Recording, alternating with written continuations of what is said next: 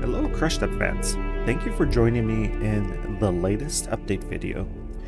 We have quite a few items to cover. A lot of work has gone into the simulator over the course of the week, and I'm excited to talk about all of the changes that have occurred. The first item I want to cover while we are in the start menu is the new graphical options we have available. If we go to the graphics tab, you'll notice that we have the ability to limit our FPS. You're able to VSync and you're able to go to an unlimited FPS. This should be very useful for folks that want to limit the amount of processing power their video card puts into the game to cool down fans and so on. We have also exposed the anti-aliasing option, so you can turn that off. Some people do not like the effect, or some people don't have the processing power to have that on.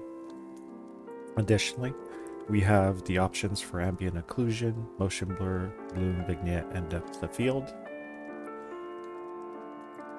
We also have the challenges now grouped under a submenu. So if you clicked on them, you'll see that we have a transition to and from the submenu. We're going to use a similar pattern as we keep building out the challenge scenes going forward. Finally, we have updated the benchmark. I'll go ahead and I'll start it, and we will quickly see what is updated about it. So the benchmark, like before, basically runs through the scenes with different levels of quality to see how the FPS changes. The shadows are toggled, the quality level is toggled, and different effects are toggled automatically. And the benchmark detects the FPS. After the main water scene, we go into the museum. The benchmark does the same thing. And finally, we can see the main change that has occurred.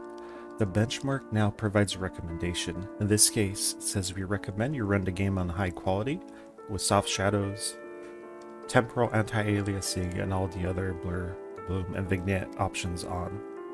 This comes from, if you were to scroll down, you can see the different FPS readings that were measured, and the benchmark allows you to just click apply. Once you do so, the options are applied for you automatically, and I want to go ahead and change my FPS down to 60. Even though my computer is capable of running with the maximum option, I prefer to keep it lower so my video card doesn't create too much noise. Next up, I would like to jump into one of the challenge scenes and walk through all of the changes that have occurred. Let's jump into the Flak challenge scene. For now, when you jump into the Flak challenge scene, you are welcomed with a quick description of what the goals are, and you could start the challenge. Let's walk through some of the changes that have occurred one by one. First of all, you'll notice that we have added props, and we continue to add props to the scene.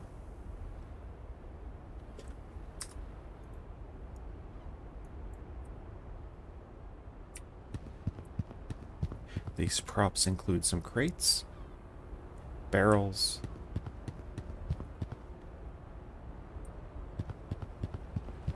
some mooring pylons,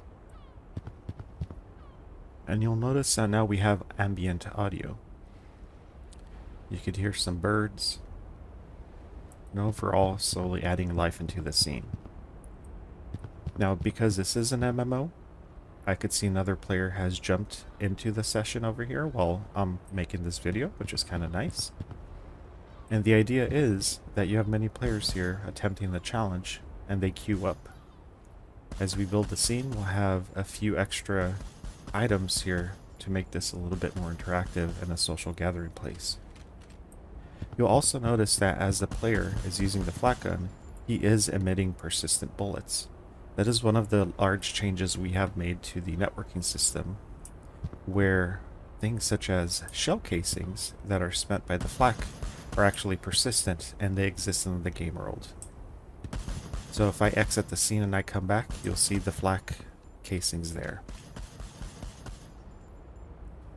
If I jump into the flak gun, one of the things that we've modified is we have made the targeting sight accurate. The model was slightly off before, So when you shot, it was not directly pointed where the projectile would go. But here we could see it's dead on now at close range. You can also see that we have some nice heat effects. So somebody was in this challenge right before I entered. They used a flak gun and it's still hot.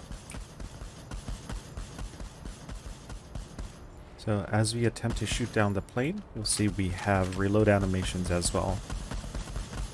And tracers. We have a tracer every 4th bullet. So you have 3 normal rounds and 1 tracer round. This aids in aiming. We have the animations we're still working on for reloading. Some work in progress left, but we're starting to put the idea together so you can get a feel for what it's going to look and feel like. Ooh, took down the plane, very nice. And of course, we now have heat propagation in the barrel. You can see I've been pushing the gun to its limit, and by this point, you would probably need to change the barrel out. All of these effects, of course, are demonstrating the subsystems that we're building and the capabilities that we're looking to put into all of the different pieces of the simulation, and they're not necessarily final. Let me exit the scene and show you what I mean by persistent items that are created in the game world. If I exit the Flak challenge and I go back, all of the shell casings that were spent and ejected by the flak gun I just used are going to be there. On both sides. They're the mic casings, and here's the other player who seems to have left at the same time. And these guns, of course, are cooling off, and hopefully they're ready to go for the next set of players looking for a challenge. Alright, next up, let's jump into the museum scene and see what has been done there. In the museum, the most notable changes come around the paint that has been applied to different parts or different objects in the scene. If we zoom in on the paint, you'll see that we now have much better normal maps. The reflectivity is much more accurate. And the same goes for a lot of the components. Let me start up the diesel while we're here. You can see just how shiny and glossy this new paint looks. These little changes add quite a bit of life into the scene and the different components. Of course, these are not final. We're still tweaking everything. Long way to go, but hopefully the progress is noticeable. See here just how good this tested dyno generator looks. The reflection of the lights above us.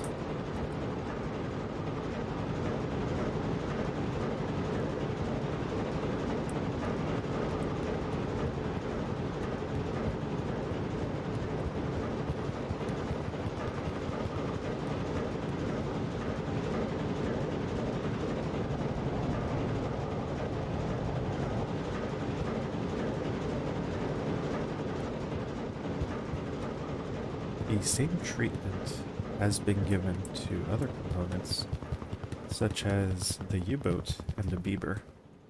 You can see here shiny new paint. This is a museum after all.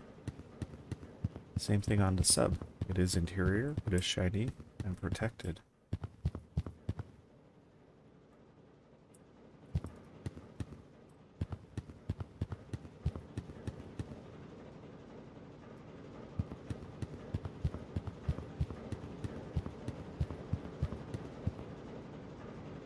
And we can see when we look at matte surfaces that are not shiny, they have a different look and feel to them.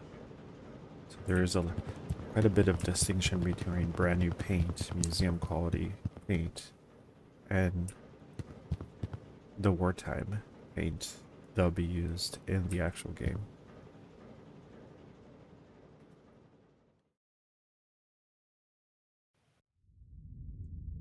Finally, inside of the U-boat, you'll see that with the new applied paint, we're starting to get a better feel for the interior. The paint does a great job at reflecting some of the lighting. You can see the copper and the different surfaces react differently to light, so we're starting to create much more authentic feeling environment inside of the U-boat. Feels like you're walking by newer paint that was just applied recently. And the light is just bouncing off of it.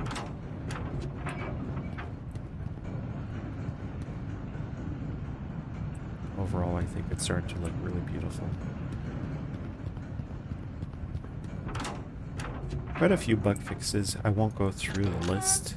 I'm very grateful for our beta testers. They spent a lot of time finding bugs for us, and we're starting to tackle them slowly as we want to improve the quality of life of all of these supporters and testers as they play with the U-boat while we're slowly building it. And again, I just want to take a second to look at the paint. Just love the way things are coming together and how the boat is starting to look new and like it's ready to go just out of the dry dock. We've added our transmitter. This is a temporary placement for it, and it's also not usable yet. But you get the idea here how you'll be able to interact with it just like we've done for other components. Speaking of our receiver, you can see the textures have been corrected. Part of the bug fixes. And it's almost ready to go for service now. And in the U-boat, it does work. So you're able to pick up stations, transmitting music and Morse code with it. Remember, our radio also works. So you're able to turn this on and tune it appropriately. Still need quite a bit of work. Gotta make all of the different compartments usable, all the different lockers usable. So we're really looking forward to continuing to build out the U-boat and starting to add in the items into Fort Torpedo Room.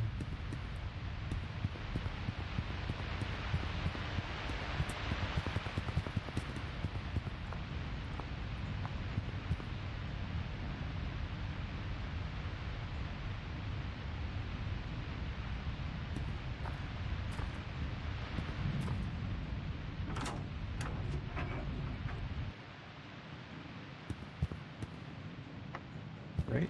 Thank you so much for joining us in this week's update and our weekly update. I hope you're enjoying seeing the progress of the U-boat and the rest of the challenge scenes in the system overall. We have a very exciting roadmap that we're trying to tackle in the coming weeks and months. So hopefully you stay tuned. Please consider supporting us by either becoming a patron or by grabbing the title on Steam, the tech demo. We'll put the links in the description. I appreciate your time once again. I look forward to sharing the next update with everybody.